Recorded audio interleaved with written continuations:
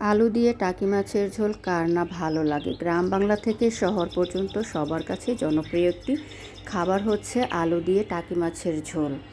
Hello everyone, আসসালামু আলাইকুম। ঝুমস ওয়ার্ল্ডে সবাইকে স্বাগত জানাচ্ছি। চলে এসেছি আপনাদের জন্য নতুন একটি রেসিপি ভিডিও নিয়ে। আমরা আলু দিয়ে টাকি মাছ দিয়ে ঝোল রান্না করেছি, এটাই আজকে আপনাদের সাথে শেয়ার করব। তো চলুন আমরা মূল রান্নায় ফিরে যাই। বাজার থেকে বেশ কিছু টাকি মাছ এনে কেটে ধুয়ে পরিষ্কার করে রেখেছি, আর 2 থেকে 3টা আলু ঠিক এভাবে ভিডিওতে যেভাবে দেখানো হচ্ছে ঠিক সেভাবে আমরা কেটে ধুয়ে পরিষ্কার করে রেখেছি। এখন আমরা চলে যাব মূল রান্নাতে। যারা নতুন রান্না একেবারেই পারেন না তারা ঠিক আমি যে নিয়মে করেছি ফলো করে দেখে নিন, ঠিক এই নিয়মে রান্নাটা করে নেবেন। আমরা প্রথমে চুলায় একটা প্যান বসাবো, তাতে কিছু অল্প পরিমাণে সয়াবিন তেল দিয়ে দিব। তারপর আমরা টাকি মাছগুলোতে হলুদ আর লবণ মাখিয়ে রেখেছিলাম, সেই টাকি মাছগুলো লো থেকে মিডিয়াম আঁচে হালকা করে একটু ভাজি করে নেব।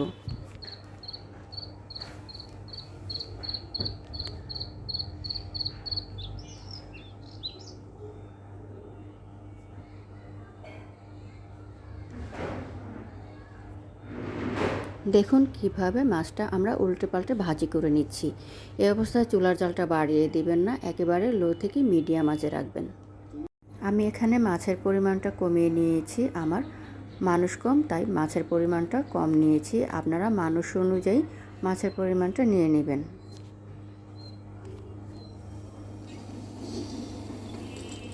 মাছগুলো উল্টে পাল্টে ভাজি করা হয়ে গেছে, এখন এক এক করে একটা বাটিতে তুলে রাখবো। এখন আমরা সেই তেলের মধ্যে দিয়ে দেব কেটে রাখা আলুগুলো আমরা অল্প মিডিয়াম আঁচে হালকা করে একটু এপিট ওপিট করে ভাজি করে নিব।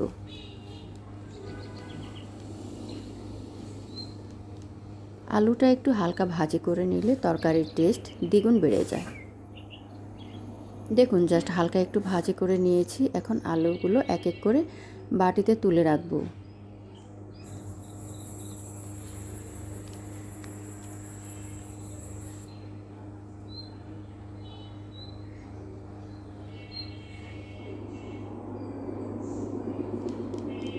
আমি আলুটা এই সাইজ করে কেটে নিয়েছি, আপনারা আপনাদের পছন্দ মতো করেও কেটে নিতে পারেন। দেখুন মাছ আর আলুগুলো দেখতে কতটা সুন্দর লাগছে। এখন আরেকটা প্যানের মধ্যে আমি দিয়ে দিব 2 চামচ পরিমাণ সয়াবিন তেল। দিয়ে দিব সামান্য কিছু পেঁয়াজ কুচি। পেঁয়াজটাকে হালকা একটু নেড়েচেড়ে 1 মিনিটের মতো ভাজি করে নেব। এই অবস্থায় চুলার জালটা বাড়ানো যাবে না, লো থেকে মিডিয়াম রেখে তারপর পেঁয়াজটা একটু নেড়েচেড়ে ভাজি করে নিতে হবে।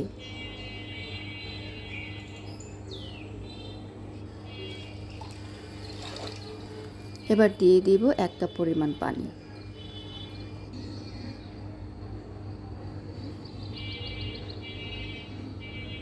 দিয়ে দিচ্ছি কিছু পেঁয়াজ বাটা,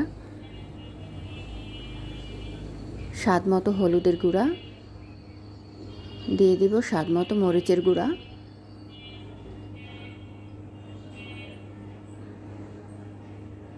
এবার দিয়ে দিব স্বাদ মতো লবণ। দিয়ে ভালো করে নেড়ে একটু মশলাটা মিশিয়ে নিব।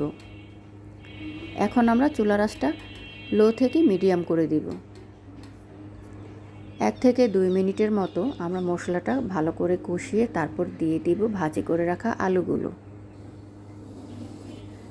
দিয়ে দিব কিছু টমেটো আর 2টা কাঁচামরিচ। এখানে 1 থেকে 2টা টমেটো দিয়ে দিলে হবে। কাঁচামরিচটা আপনাদের ঝাল অনুযায়ী পছন্দ মতো দিতে পারেন, আমি 2টা দিয়েছি, আপনারা আপনাদের পছন্দ মতো দিয়ে নেবেন। এখন এই আলু, টমেটো আর কাঁচামরিচটা ভালো করে মশলার সাথে 2 মিনিটের মতো একটু কষিয়ে নিব। মিডিয়াম আঁচে নেড়েচেড়ে কষিয়ে নিতে হবে।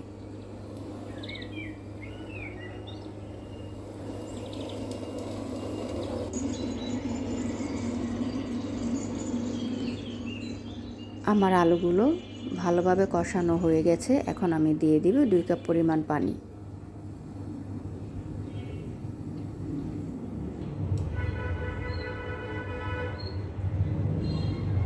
যে যতটুকু ঝোল খাবেন তারা ততটুকু পানির পরিমাণটা দিয়ে নেবেন।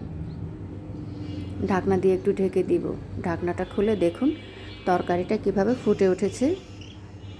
হালকা করে একটু নাড়াচাড়া দিয়ে নিব।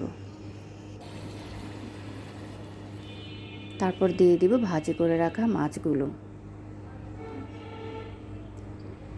আলুটা মাছটা আমরা আগে থেকে একটু ভাজি করে নিয়েছি, তাই বেশি পরিমাণে সিদ্ধ করা লাগবে না আর বেশি পরিমাণে রান্নাও করা লাগবে না।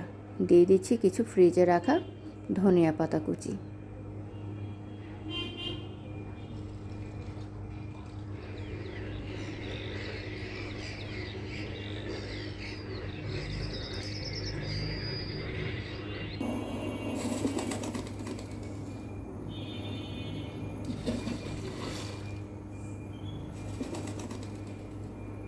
এখন আমরা অপেক্ষা করব আলুটা পুরোপুরি সিদ্ধ হয়ে যাওয়া পর্যন্ত। আর যে যতটুকু ঝোল খাবো ঠিক ততটুকু ঝোল রেখে আলুটা যখন সিদ্ধ হয়ে যাবে তখন আমরা চুলাটা বন্ধ করে একটা বাটিতে তরকারিটা তুলে চলে যাব গরম গরম পরিবেশনে। আমার তরকারিটা পুরোপুরি রান্না শেষ, আমি একটা বাটির মধ্যে তরকারিটা তুলে নিচ্ছি। খুবই সামান্য পরিমাণের তেল আর সামান্য পরিমাণ মশলা দিয়ে তরকারিটা রান্না করা হয়েছে। তরকারিটা দেখতে যতটুকু সুন্দর লাগছে তার চাইতে দ্বিগুণ হয়েছে মজাদার। আপনারা বাসায় ঠিক এভাবে বানিয়ে খাবেন, আশা করি সবার কাছে ভালো লাগবে। রেসিপিটি ভালো লাগলে একটা লাইক করে দিবেন, চ্যানেলটিকে সাবস্ক্রাইব করে দিয়ে পাশে থাকবেন। সবাই ভালো থাকবেন। আল্লাহ হাফেজ।